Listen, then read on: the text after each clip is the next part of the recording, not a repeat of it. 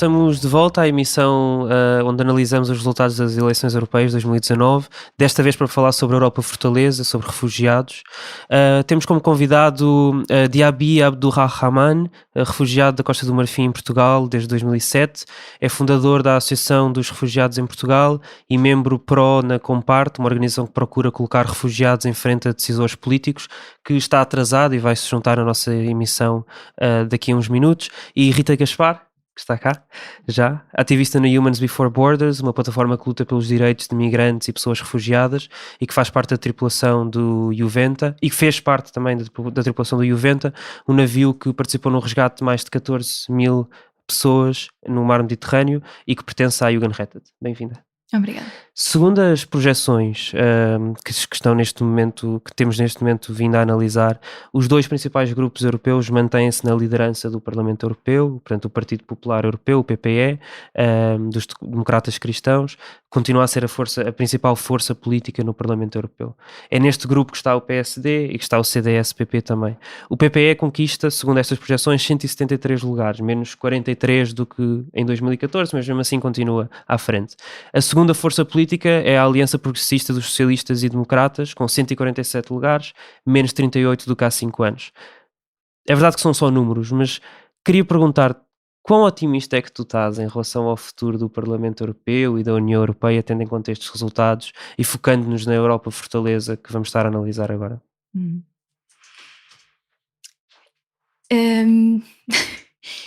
Achas que isso significa alguma mudança?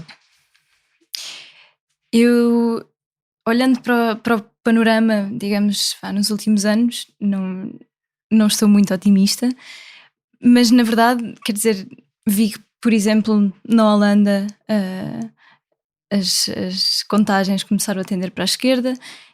Cá também vemos uma subida, por exemplo, do PAN, uma descida do CDS, e isso, portanto, de certa maneira, está-me a fazer ficar um bocadinho mais otimista que há uma grande subida, por exemplo, dos verdes também, europeus. Apesar de também há uma subida da extrema-direita, também há uma subida dos verdes europeus. Exato, e eu espero que venha a balançar um bocadinho, embora olhando para as vontades políticas dos últimos anos, isso não era uma coisa que me deixasse muito otimista até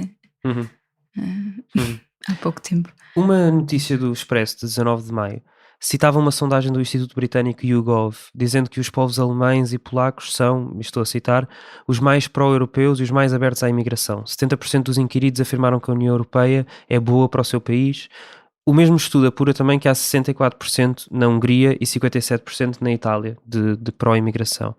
Segundo este mesmo estudo também, o tema que mais preocupa os eleitores europeus inquiridos é a imigração, 35%, seguida de alterações climáticas, segurança, desigualdade, mas imigração sendo o maior de longe. Que papel é que tiveram as questões relacionadas com refugiados e com a imigração nesta campanha? Eu acho que é um tema altamente fraturante neste momento. E que acho que, sinceramente, com a dimensão que tem, devia ter sido mais falado, pelo menos em Portugal, digo. Acho que os partidos... A verdade é que quase não se falou sobre imigração. Acho que os partidos portugueses não se pronunciaram o suficiente. Mesmo nos debates televisivos, onde tiveram os maiores partidos, quase não se falou sobre imigração e refugiados. Não é? Acho que é um tema importante e do qual Portugal talvez se sinta um bocadinho distante, mas na verdade isto são as eleições europeias e nós fazemos parte de uma União Europeia para a qual este tema representa, acho eu, um dos temas que merece mais atenção neste momento, além das alterações climáticas também.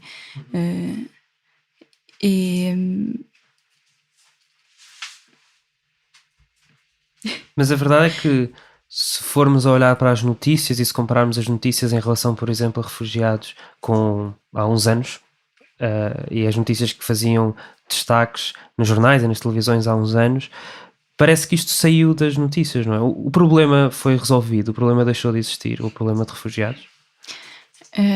Acho que não deixou de existir de todo. De facto, perdeu atenção, e acho que isso também é uma coisa pela qual nós na Humans Before Borders tentamos lutar, por pôr este assunto, continuar a pô-lo na mesa e continuar a fazer ver que o problema não está resolvido e continuam milhares de pessoas a morrer no Mediterrâneo. Embora... Só este ano já morreram mais de 500 pessoas, segundo os dados da ONU, bem, que se saiba, não é? Porque muitas das pessoas podem ter morrido sem sequer alguém ter avistado. Uhum. Sim, eu acho que temos os dados do ano passado em que, embora os números de mortes sejam mais baixos do que anteriormente, percentualmente representam 6 mortes por dia, e acho que isto não pode ser ignorado, e tem sido desenvolvido este discurso que divide completamente, por exemplo, em Itália, que estavas a dizer há bocado, e acho que temos os eleitores completamente divididos entre o pró-migração ou contra. Mas achas que este tema, por exemplo, o tema de refugiados e de migrações, é mais falado em países como a Itália e a Grécia do que é, por exemplo, em Portugal, exatamente pela proximidade que existe em relação ao problema? Existem centenas de milhares de pessoas que chegam à costa sul da Europa através do mar Mediterrâneo e que chegam à Grécia e Itália e que não chegam diretamente a Portugal, não é? Uhum. Sim, acho que sim. Acho que em Portugal as pessoas não se sentem tocadas por este problema. E acho que há pouco a noção de identidade europeia, que é aquilo que poderia pôr e que deveria pôr em nós como portugueses mais responsabilidade, mais sentido de isto também é um problema nosso. E acho que como é demasiado distante para tocar às pessoas. As pessoas chegam à Itália, as pessoas chegam à Grécia, aos países fronteiriços,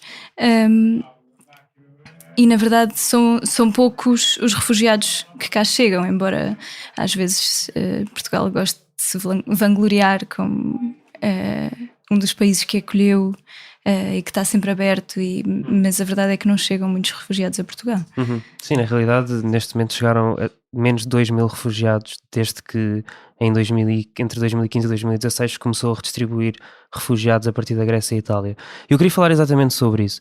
É o regulamento número 604 de 2013, também chamado como Convenção de Dublin, que estabelece que país é responsável por analisar o pedido de asilo de um refugiado quando este chega à União Europeia. No artigo 13, o artigo 13 diz basicamente que é o país de chegada que fica responsável por receber o refugiado e processar o pedido de asilo. Na maioria dos casos, estes refugiados entram em Itália e na Grécia, portanto, na prática, Itália e Grécia são os países que têm que processar o seu asilo e, portanto, é lá que eles têm que estar à espera até que todo este processo termine, muitas vezes durante anos. Desde 2009 que a Comissão Europeia diz querer rever estes critérios, os critérios de Dublin, e criar um mecanismo de solidariedade que faça com que não sejam apenas o país de chegada responsável, mas que isso seja dividido entre os outros países. Mas desde essa altura também, portanto, na realidade, se nós formos ver que há 4 anos a Comissão Europeia propôs uma legislação que o Parlamento depois votou em 2017 para fazer exatamente isso, portanto dividir, acabar com os critérios de Dublin como eles existem e, portanto, adicionar um mecanismo de solidariedade dentro da União Europeia. Desde essa altura, portanto há 4 anos, que se está à espera que o Conselho da União Europeia, que é composto pelos ministros dos governos de cada país, dependendo da matéria que se está a falar, chega a um consenso e, portanto, chega aprova a sua posição. O que é que isto diz da União Europeia? Estarmos há 4 anos à espera que isto mude? Acho que diz que a União Europeia tem agido muito pouco como União, como grupo. Acho que não é o único tema em que não se consegue chegar a consensos. E acho que, quer dizer, por exemplo, naquelas situações dos standoffs em que temos um navio como a Sea-Watch com 49 ou 47 migrantes. Ou seja, um navio que resgata essas pessoas. Exatamente. E está à espera de ser... E está à espera que algum porto lhe abra as portas para entregar as pessoas. E não há nenhum país que se disponibilize para acolher estas pessoas.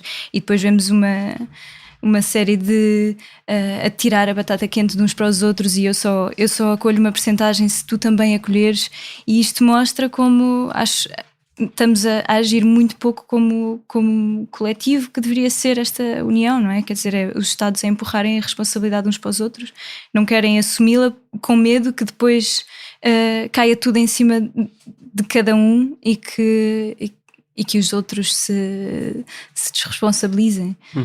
Isso aconteceu já várias vezes este ano. Aliás, na série que nós lançámos ainda esta semana, que se chama Aquilo é Europa, entrevistamos um refugiado que esteve exatamente nessa situação durante mais de uma semana, à espera de que o governo italiano aceitasse que o barco atracasse no porto em Itália, não é? Mas, queria te fazer uma pergunta que tem a ver precisamente com esta questão da dificuldade que há em fazer ou não fazer avançar essas reformas, porque há outras matérias em que parece que a liderança da Comissão consegue muito rapidamente decidir coisas, quando estamos a falar de sanções económicas relacionadas com o déficit, quando estamos a falar, e falaste disso na peça Aquilo é Europa, do reforço dos poderes da agência que controla as fronteiras.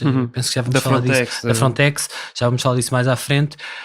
Portanto, estamos a falar de falta de vontade, falta de liderança política, ou é mesmo difícil fazer passar, ou isto é um tema demasiado complexo e não se resolve só com uma comissão voluntariosa, não é? Que tenha uma agenda humanista. Parlamento e o Conselho, não é? Exato. Não, eu acho...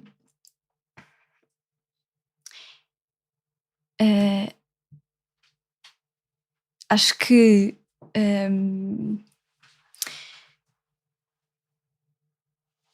Desculpa, só voltar um bocadinho atrás. A pergunta era perceber se era só porque o tema é muito complexo e é por isso que é difícil fazê-lo avançar, como há outros tantos temas complexos que avançam rapidamente, ou se há uma falta de liderança da Comissão, neste caso, em tentar avançar esta matéria, acordando com o Parlamento, porque no Parlamento, que é a votação que hoje estamos a fazer, na verdade até há algumas legislativas e há interesse dos eurodeputados em fazer avançar reformas, mas que depois, aparentemente, ou os chefes de Estado, ou melhor, os chefes de governo ou a Comissão não conseguem juntar-se esses três órgãos para tornar isso uma realidade efetiva, não é? Eu acho que é um tema de facto complexo, mas sinceramente acho que há falta de vontade política, porque isto não é um tema... Não é um problema recente, é um problema que já se vem arrastando há muitos anos e, portanto, já teríamos tido mais do que tempo de juntar uma série de pessoas especialistas nestas áreas e pensar em soluções para isto. Portanto, é de facto um tema complexo e que toca em muitos pontos, mas eu acho que não se tem trabalhado o suficiente numa solução conjunta. Entretanto, o Diaby chegou. Muito bem-vindo. Desculpa pelo atraso. Não, faz mal. Muito bem-vindo. Só que estou a jogar o bom papel de um pai, mãe, que a mãe do meu filho viajou, então tenho que tomar conta dele. Não faz mal. Desculpa. Muito bem-vindo. Nós estávamos exatamente a falar, e se calhar trago-te agora a conversa em relação a este assunto. Estávamos a falar sobre o facto de, desde 2009, que a Comissão Europeia diz até que já quer mudar os critérios de Dublin, que dizem qual é que é o país que é responsável por acolher um refugiado e até, na prática, processar o pedido de asilo desse requerente de asilo.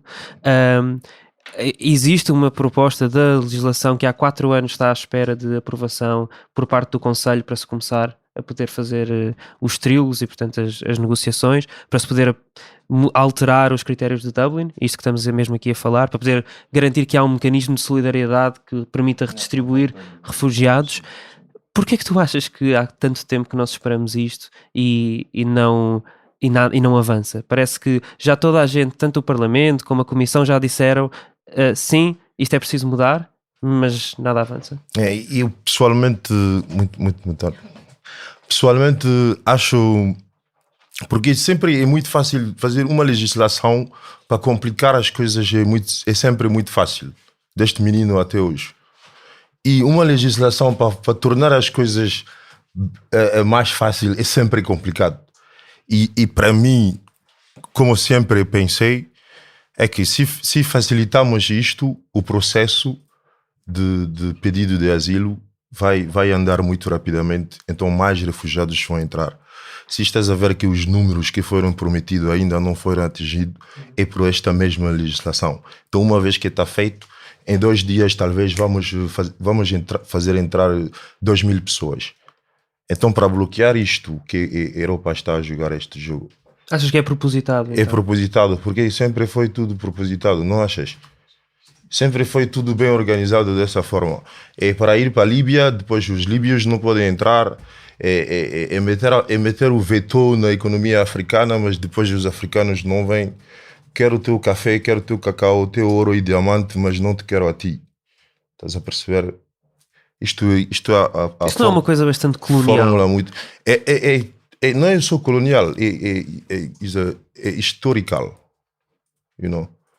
E hoje, como jovens de hoje, vocês sabem que chegamos a uma esquina onde que é impossível de contornar. Neste momento não dá para contornar, como sempre. Porque não havia televisão em algum lugar, não havia acesso à informação, não havia rádio. E hoje em dia não dá para esconder nada. Por isto que a Europa tem este fogo atrás e está a tentar lançar isto para o que eles chamam o terceiro mundo. Em 2016, a liderança oficiosa da União Europeia, encabeçada por Angela Merkel, apresentou um acordo no mínimo criativo. Em troca de 6 mil milhões de euros e a revisão da candidatura da Turquia à União Europeia, o regime de Erdogan tinha como missão impedir a vinda de refugiados para a Europa e comprometia-se ainda a acolher todos os chamados migrantes irregulares apanhados a atravessar da Turquia até às fronteiras da União Europeia, e também todos os que o pedido de asilo não tivesse sido aceite. Havia também uma regra especial para quem fugisse da guerra na Síria. Por cada refugiado sírio em situação irregular, deportado para a Turquia, um outro refugiado sírio, já com o seu estatuto reconhecido, seria aceito pela Europa num limite máximo de 72 mil pessoas. É bom lembrar que pelo menos em 2015, portanto mais ou menos nesta altura, a Turquia já estava a acolher 2,5 milhões de refugiados. Portanto 72 mil era um número já muito insuficiente. O acordo foi apresentado em março de 2016 e nesse dia a chanceler disse que este era um acordo para, estou a citar, ajudar acima de tudo os que mais são diretamente afetados, os refugiados. Este acordo ajudou refugiados, Rita? Na minha opinião, não. Eu acho que para que este acordo fosse feito, para que tenha sido feito, era necessário assumir que a Turquia é um país onde estas pessoas vivem com condições mínimas e vivem seguras, e o que não é de todo verdade. Tu estiveste na Turquia também? Eu estive na Turquia mais ou menos um ano depois desse acordo ter sido assinado. E aquilo que eu vi, eu estive na parte ocidental da Turquia, onde já praticamente não havia a presença de organizações humanitárias. As grandes organizações humanitárias europeias, e não só, que nós conhecemos aqueles grandes nomes, estavam todas na fronteira com a Síria, mas na Turquia Ocidental praticamente isto já não se via. E depois, porquê que era? Eu fui percebendo, porque eu quando fui para a Turquia, na verdade, fui para lá um bocadinho porque queria perceber o que é que se passava, porque não conseguia encontrar informação sobre isto, e fui percebendo que de facto estas organizações foram sendo silenciadas e expulsas, e o trabalho que faziam foram sendo retiradas dali, como se não houvesse necessidade de ajuda ali. O que aconteceu é que as pessoas que provavelmente antes do acordo ter sido assinado se moviam da fronteira na parte oriental para tentar chegar à Europa, ficaram retidas, e o que acontece é que surgiram muitos campos não oficiais, ou seja, não há qualquer ajuda humanitária à volta das grandes cidades, ou seja, são aquelas pessoas que não conseguiram de facto integrar-se na cidade. Na cidade há de facto refugiados, mas também vivem em bairros muito segregados, mas há campos não oficiais onde as pessoas vivem mesmo sem qualquer condição mínima. Muitos deles não têm acesso à água potável. As pessoas juntam-se e montam tendas num descampado e ali ficam, e não há qualquer apoio. eu consegui juntar-me a uma organização turca que estava pequenina, a dar apoio a estes campos, e o que nós fazíamos era ir distribuir itens de higiene, comida para bebés, e tentar dar o mínimo de apoio educativo, digamos, às crianças que vivem ali, que não têm acesso à educação e não têm acesso ou seja, e isto comparando com as condições dos campos na Grécia, que de facto, por exemplo, o campo de Mória diz-se ser um dos piores campos em que não há condições nenhumas, e isto é verdade, mas a verdade é que são campos onde há organizações humanitárias a trabalhar, e portanto há um mínimo assegurado, ou há um mínimo ao alcance de... Não quer dizer que depois as coisas funcionem, mas na Turquia não há, simplesmente. Não há sequer olhos a olhar para ver o que é que está a acontecer lá. Exato. Tu estavas a falar sobre isto, Diaby. Em fevereiro de 2017, a Itália e a União Europeia decidiram fazer um outsourcing da missão de resgate à Guarda Costeira Líbia, ou à chamada Guarda Costeira Líbia, visto que há um problema político gigante na Líbia por resolver, entregando-lhe barcos, dando treino, outro tipo de assistências para patrulhar o mar e garantir que refugiados e chamados migrantes irregulares que tentavam chegar à Europa eram impedidos de fazer. Portanto, na prática, a mesma ideia que guiou o acordo que foi assinado com a Turquia. Nenhum destes acordos, é importante dizer, foi votado pelo Parlamento Europeu, até porque, aliás, a União Europeia não lhe chama acordos, chama-lhe declarações. Parece que se está a replicar isto por outros países, exatamente com a mesma ideia, que parece ser esta de que nós não queremos que refugiados sequer tentem chegar à Europa, e portanto fiquem nos sítios a sofrer o inferno de que eles tentam fugir, não é? E o pior é, podemos também recusar no nome dos direitos humanos. O pior é isto. O que quer dizer com isso? Há um direito humano que dá direito a estas pessoas para buscar proteção, para buscar segurança. Então, a Europa consegue, quando quer, dizer que não vai respeitar aquilo e pode criar qualquer declaração para assaltar. Mas um outro país não pode. Porque o Gaddafi vai embora por ditadura, não é? Porque não tem consciência da democracia. Agora vai democratas, mora o Gaddafi, e depois as pessoas não podem chegar aqui. E devem passar semanas nas praias de Espanha para entrar em Europa. Isto foi na minha presença, foi na tua presença, na presença de todo mundo. E ninguém falou. Por quê? Porque foi a Europa que fiz. Eu acho que o futuro da Europa é poder mudar um bocadinho este comportamento de democracia ditatorial. Uma democracia que está nos livros com os alunos para ler, mas depois, em facto, o que é que fazem é muito óbvio.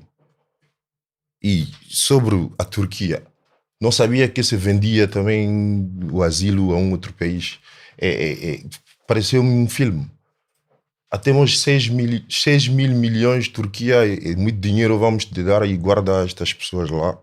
Faz deles o que é que tu puder. E por que não querem que as organizações entrem lá para ir ver? Porque eles não querem que se saiba o que é que aconteceu àquelas pessoas que foram lá com estes 6 mil milhões.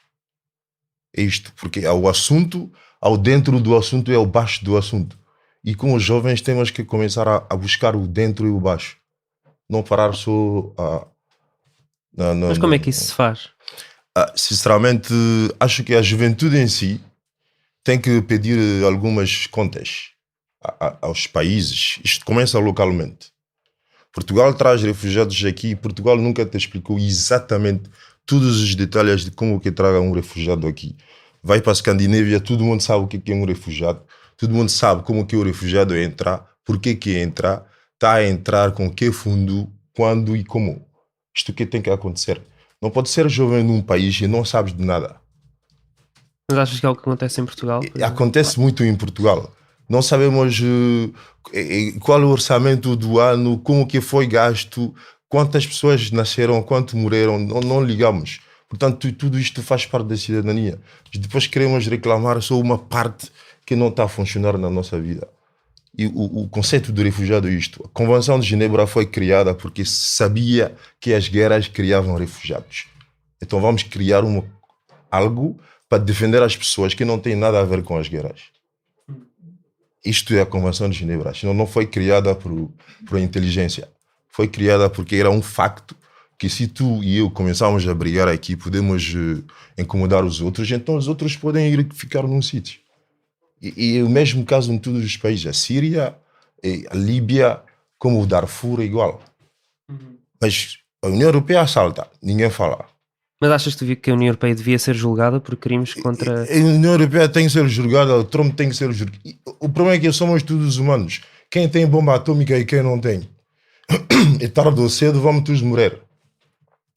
Então o Trump pode condenar os meninos dentro de uma gaiola durante horas e nada se passa. E depois quando chegam em Portugal dizem-me que os meninos da Costa de Marfim trabalham no campo de cacau. Mano, é melhor trabalhar num campo de cacau do que ser encerrado entre o México e a Califórnia, não? E estas coisas, a Europa tem que parar de julgar as pessoas. Tem que olhar para si próprio. Para si próprio, não num como se diz? Not in the mirror. Não é no espelho. É olhar para si mesmo, para a sua história, para onde que foste, quando que foste. Quantas vezes apanhaste um barco e foste para a África? E quantas pessoas estiveram nos barcos para chegar para aqui? Então o problema não é barco, o problema não é africano, o problema não é tudo isto. É que foi criado um pequeno sítio que se chama um paraíso, que todo mundo busca, até o americano, para estar bem tem que vir em Europa. E depois se vai buscar tudo para sustentar este sítio, mas as pessoas de lá não podem. Isto que está a ser um problema e está a degenerar. E no caso africano, o nosso continente é habitado para todas as grandes empresas europeias que tu conheces. Vivem em África. 75% do dinheiro deles vem da África. Então sempre haverá fome em África enquanto estas pessoas estarão lá. E a Europa sabe. A Europa não ignora isto. Portugal sabe, Espanha sabe, a França e a Inglaterra sabem. Cada um ocupou-se de um país e continuam uns negócios lá que não permitem à população local de poder comer o seu próprio batata. Então finalmente esta batata tem que vir para aqui. Porque ele acaba de cultivar a batata e custa tão caro que ele mesmo não dá para comer. Isto que se chama fome em África. Fome da África não é falta de comida. É que a comida que sai da África não é para os africanos, é para os europeus. Essa é a realidade. Queria só dizer-te que estamos a falar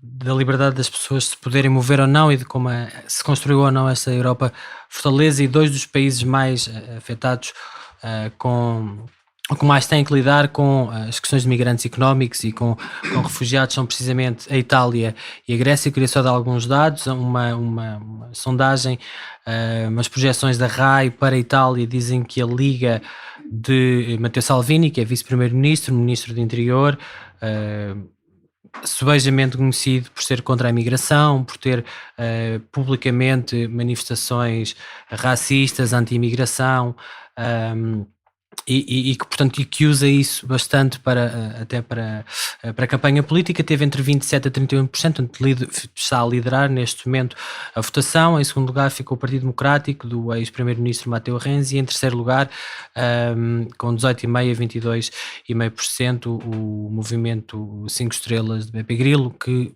também tem alguma postura de associar e de usar esta questão da migração dentro da campanha e da retórica política. Na Grécia ganhou o Nova Democracia dos conservadores de centro-direita, o Syriza com 33,3%, não são resultados finais, são resultados ficou que estão segundo, a ser atualizações. O Syriza ficou em segundo com menos 10 pontos percentuais, está com 23,9%. Isso fez com que o primeiro-ministro de Tsipras convocasse eleições antecipadas devido ao resultado. Hoje, sim, como consequência destes resultados. Ao mesmo tempo que isto que nós estamos aqui a falar, não só os acordos, como também a não redistribuição de refugiados, ao mesmo tempo que isto acontecia, em setembro de 2016, uma nova regulação sobre a Guarda Europeia de Fronteiras e Costeira, a Frontex, a polícia da fronteira externa da União Europeia, que o Pedro já falou aqui, entrava em vigor. Foi na prática tudo muito rápido. A Comissão propôs esta legislação e um ano depois ela estava em vigor, portanto muito mais rápida do que aquilo que estivemos a falar em relação à distribuição, que nem sequer ainda foi aprovado. Esta nova regulação dava mais poderes, mais recursos, mais orçamento a esta agência, intensificando o apoio a operações de deportação de requerentes de asilo para países de onde eles tinham fugido. A União Europeia chama-lhe regressos, não deportações, e a palavra está escrita 246 vezes neste regulamento que foi aprovado. Parece que a política da UE é devolver refugiados à morte de que eles estão a fugir. É. Eu acho que é. Acho que esta Europa fortaleza, este muro que surge, é um bocadinho. Surge para não vermos o que é que está a acontecer do outro lado, mas todos sabemos o que é que está a acontecer do outro lado e por isso é que se tem construído esse muro à frente. Eu acho que esse acordo e aquilo que tem esse acordo com a Líbia, uma espécie de acordo que estivemos a falar agora, que tivemos a falar e que deu mais poder à Guarda Costeira Líbia e que lhes permite resgatar pessoas em águas internacionais e levá-los de volta para a Líbia.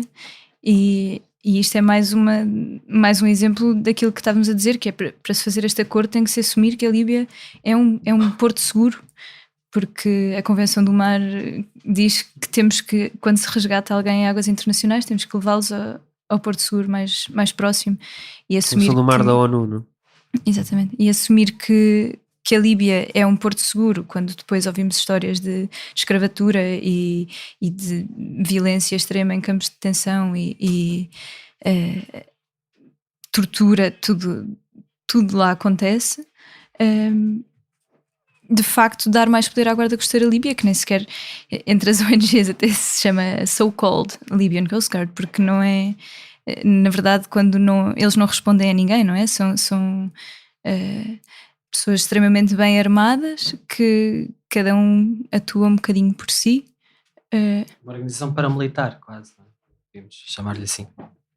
E portanto, quando se dá o poder a uma guarda costeira assim, é de facto, eu acho que é assumir que a Europa está a devolver as pessoas àquilo de onde elas fogem, não só na Líbia, mas como se bloqueamos a passagem na Líbia, também a todo o resto dos países de onde todas estas pessoas vêm, porque não vêm da Líbia. Yabi? Perdão. Fiquei um bocadinho a sonhar por aí. A Rita dizia que sim, que isto na prática é sim, voltar Deixa-me dar-te só uns números. Sim. Desde 2015, o número de trabalhadores da Frontex mais do que duplicou, de 309 em 2015 para 643 em 2018. O seu orçamento também de 143 milhões de euros para 320 milhões de euros, e ao mesmo tempo que isto acontecia, o número de deportações por número de refugiados chegado à Europa aumentou drasticamente. Em 2015, no pico da crise humanitária de refugiados, em que chegaram cerca de 1 milhão de pessoas à Europa vindas do mar Mediterrâneo, a Frontex fez 3.576 deportações, ou regressos, uma a cada 288 pessoas. Em 2018, com apenas 141 mil refugiados, portanto muito menos do que tinha acontecido em 2015, fez o triplo das deportações, 13.729, portanto uma a cada 10 pessoas que chegaram à Europa. Como eu estava a explicar, que para a Europa neste momento, qualquer pessoa que faz uma proposta de evitar que os refugiados cheguem aqui, vais receber o mesmo orçamento e vais triplicar a sua empresa em uma semana. Porque para eles a única solução para sair desta crise é isto: é recusar aos direitos humanos ou fazer umas declarações e umas convenções muito rápidas e criar uma estrutura para bloquear o mar. Se podiam, metiam eletricidade dentro para ninguém entrar, só porque não podem fazer. Agora, ela tocou agora ao ponto da Líbia, quando faz regressar as pessoas nas terras onde é que estão a fugir o perigo, ou a escravatura que está a passar em Líbia. Porque agora os líbios decidiram uma coisa. Ok, os africanos não vão parar, o Sub-Saara não vai parar de subir para atravessar. Exato, nós também estamos cansados. Então, por que não apanhamos estas pessoas e vendemos estas pessoas para fazer deles escravos? Assim, isto torna a ser um novo negócio para nós. Eles estão a fazer isto e continua. Não é só a Europa que não falou, mas os países africanos também não falaram, não fizeram um grande movimento para condenar isto. São artistas e cantores que se levantaram no YouTube para dizer que não é normal. A União Africana ficou sem dizer nada. E esta empresa, vou só partilhar uma coisa muito rápida consigo.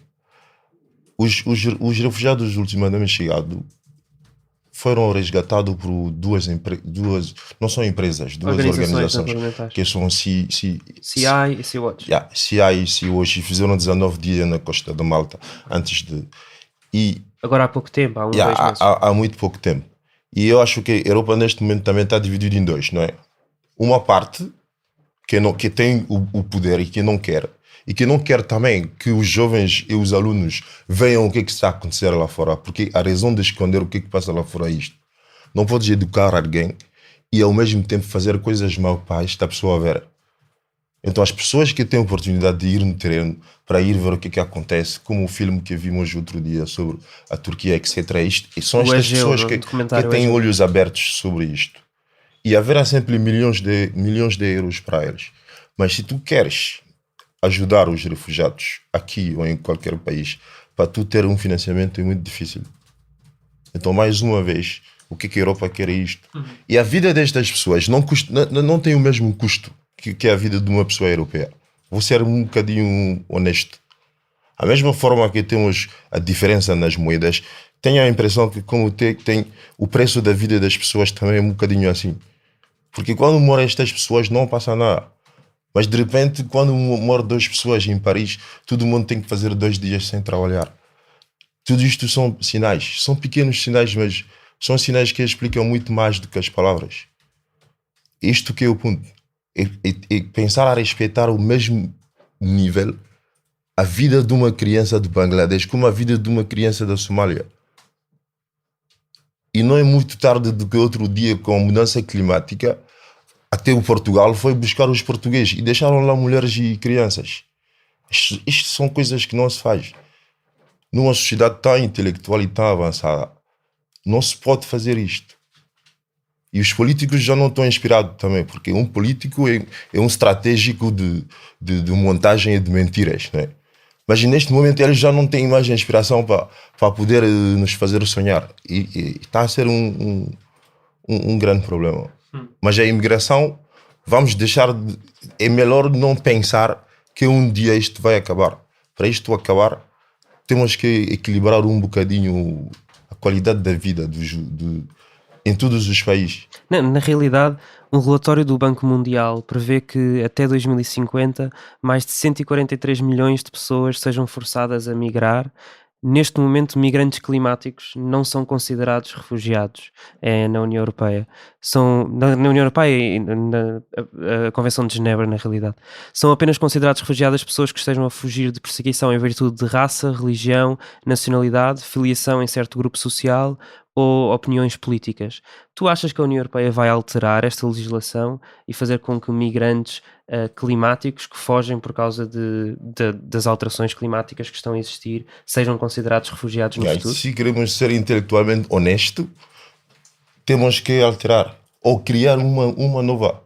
Porque a Convenção de Genebra nasceu. Não é uma parte da Bíblia, não.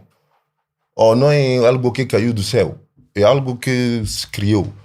E se sentimos que a mudança, o câmbio, a alteração climática, se constatamos como humanos, cientificamente provado e etc., então temos que conseguir pensar juridicamente que se deve adaptar algo para estas pessoas.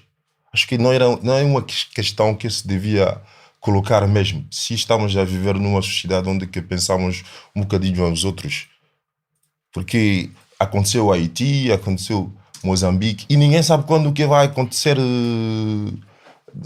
Eu moro numa escravide, nunca, não sei quando que o rio vai vir ter comigo. Então, de repente, temos que aceitar que criamos um problema neste mundo que está a criar efeito no nosso planeta e que em qualquer momento, em qualquer lugar do mundo pode acontecer alguma coisa. Então, vamos fazer uma previsão. E a previsão faz a diferença entre o homem e o animal.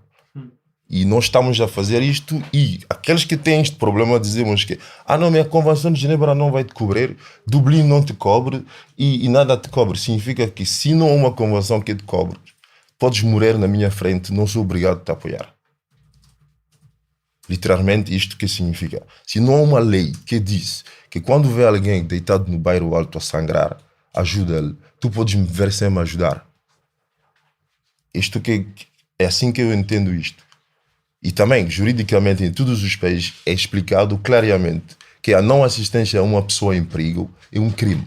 Então, todos os dias se comete crime, mas depende de quem comete. Se foram meninos da Cova da Moura, é diferente de se foram meninos de outro bairro, estás a perceber? Se for um menino que vende drogas aqui no bairro alto, vai fazer 2 anos dentro. Mas por este tipo de coisas importantes não passa nada. Rita, tu achas que se Donald Trump, Salvini, Angela Merkel, Macron se tentassem numa mesa a redefinir a definição de refugiados, iriam alargar a definição para incluir refugiados climáticos? Acho sinceramente que não iam chegar a um acordo. Acho que isso é uma coisa extremamente necessária, a definição de refugiado climático, e espero que seja uma coisa conseguida agora nesta próxima legislatura. Mas sinceramente nós somos confrontados com estes problemas há muito tempo, e a Europa não está a saber reagir. As alterações climáticas, a mesma coisa, e eu espero que isto acorde um bocadinho agora, e que este é um ponto onde de facto estes dois problemas se tocam muito, porque o fluxo migratório não vai diminuir, e essa é uma das razões, não é? Porque o número de refugiados climáticos vai aumentar. A partir do momento em que nós continuamos a não encarar as alterações climáticas como uma emergência, e continuamos a ter Estados-membros a vender armas a países com Estados autoritários, continuamos a fazer uma sobreexploração de recursos sem tentar de maneira alguma criar estabilidade social nesses países, este fluxo vai continuar a aumentar, e portanto eu acho que a definição de refugiado não só deveria incluir refugiado climático, mas quer dizer, acho que aquela distinção entre o migrante económico e o refugiado é às vezes muito perigosa, acho eu, porque há pessoas que de facto estão a fugir da pobreza, mas quer dizer, onde é que tu defines esta linha? Eu acho que estas convenções são necessárias, é preciso criar, digamos, prioridades na gestão dos processos, mas acho que é muito perigoso quando defines que alguém que foge de uma mudança climática, ou alguém que foge de uma guerra, e queres meter cada um na sua caixa, quando isto em casos individuais é muito difícil de estabelecer a linha de quem é que merece ou não, e portanto ou seja, alguém que foge de um país porque não consegue colocar comida na mesa dos filhos não é um refugiado, é um migrante económico, é aquilo que a lei europeia diz. Pois, exatamente. Enquanto que nós aqui temos todo o direito de nos movermos livremente pela Europa à procura de uma vida melhor. Às vezes nem é preciso eu não conseguir meter comida na mesa, eu vou simplesmente à procura de uma vida melhor. Isso não se aplica, isto é só um direito para nós, vamos só fechar aqui dentro da... Nós estamos mesmo a acabar, eu queria fazer uma última pergunta. Desde 2016, mais de uma dezena de ações legais foram iniciadas por Estados-membros da UE contra ONGs de resgate ou ativistas que participam no resgate de refugiados no mar Mediterrâneo, como foi o caso da Médicos Sem Fronteiras, a Sea-Watch, a Proactiva Open Arms ou a Jugendrettet, da qual tu fizeste parte do navio que lhe pertencia. E que resgatou mais de 14 mil pessoas no mar Mediterrâneo desde 2017, como eu disse na introdução, e que tem o navio Juventa arrestado pelas autoridades italianas e 10 dos seus tripulantes investigados por ajuda à imigração ilegal pelas autoridades judiciais italianas, incluindo o português Miguel Duarte, investigado num processo que pode levá-lo a mais de 15 anos de prisão. Isto é uma estratégia da União Europeia, fazer com que ativistas e ONGs não possam resgatar no mar? Eu acho que sim, eu acho que isto é uma estratégia política. Não consigo dizer que seja uma estratégia da União Europeia ou se é uma estratégia de cada um dos Estados, mas a verdade é que quando se olha mais atentamente para cada um desses casos, dos vários navios que foram apreendidos, das várias organizações, percebe-se o quão ridículas são estas, quer dizer, acho que foi o Aquarius que foi apreendido por má gestão de resíduos tóxicos, mas assim, vários casos em que, se formos analisar, de facto há as razões mais rebuscadas para parar, para fazer com que estas organizações tenham os navios apreendidos, e o resultado é que de facto não há navios. Há muito menos navios neste há momento. muito menos navios no mar Mediterrâneo. O resgate marítimo civil está a ser bloqueado e quer dizer, acho eu, como estratégia política para parar o fluxo de migrações. Uhum.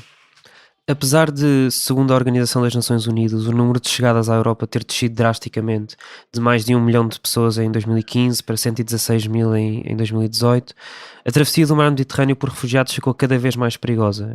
Se em 2015 uma em cada 42 pessoas que tentavam atravessar o mar para chegar à Europa morreram, em 2018 o número é de 1 em cada 18. Mais de 2 mil pessoas desapareceram, 6 por dia, ou seja, e aqui estamos claramente a excluir pessoas que desapareceram sem deixar nenhum rastro. Este ano já morreram afogadas 507 pessoas, segundo os dados da ONU de 24 de maio. Desde 2014, no total, morreram 17.800 pessoas. A União Europeia é cúmplice destas mortes, Diaby? É crime contra a humanidade, é assim que se chama. Se foi no regime do Gaddafi ou se foi do Bashar. Se Bashar é apanhado amanhã... Bashar al-Assad da Síria e o Gaddafi da Líbia. Vão dizer que mataste 200 mil pessoas. Portanto, não é a mão dele que matou estes 200 mil pessoas, mas é ele que vai carregar isto no Tribunal Penal Internacional. Só para te explicar que todos estes mortos e ainda ter uma polícia no mar para dizer que vamos levar os 17 que conseguiram. Vamos levar os 17 de atrás. Os 16 vão tentar outra vez a um que morre. Os 15 tentam outra vez a um que morre até chegar a zero. E quando fazes estas contas, alguém tem que responder para isto. E tarde ou cedo alguém tem que responder, porque isto não vai continuar assim. Porque onde é que estão?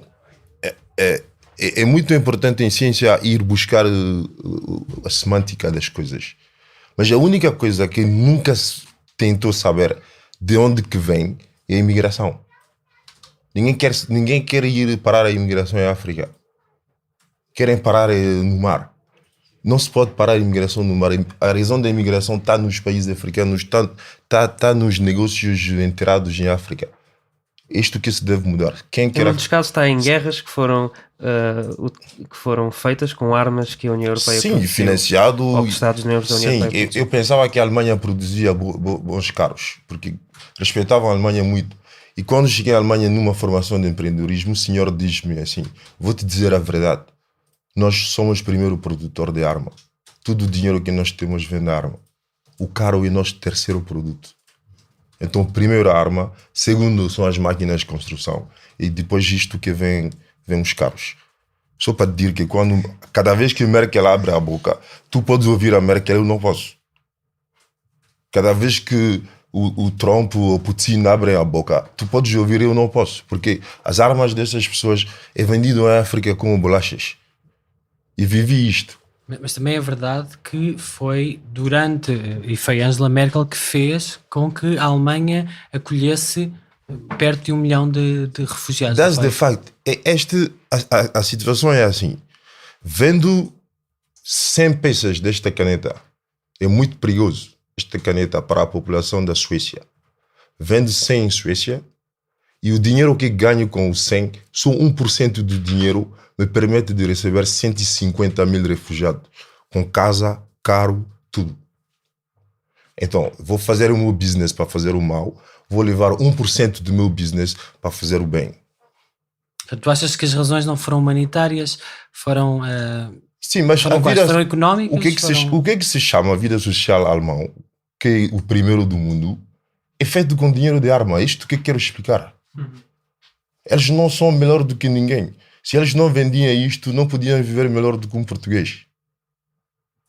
É de lá que vem este dinheiro. Então, tirar 1% deste dinheiro para construir 150 mil casas é uma brincadeira para eles. Mas o equivalente é que moram 150 mil crianças numa outra aldeia. Que os alemães não vão, não sabem onde que é, etc. Yeah. Muito obrigado. That's what's going on. Yeah. Obrigado. Yabi Abdulrahman Não. e Rita Gaspar. Nós acabamos por agora o blog sobre a Europa Fortaleza, mas vamos começar já daqui a pouco sobre populismos, fascismos, nacionalismos, com o Ricardo Marchi e com o Manuel Dias dos Santos. Portanto, fiquem por aí e daqui a uns minutos voltamos. Até já. Até já.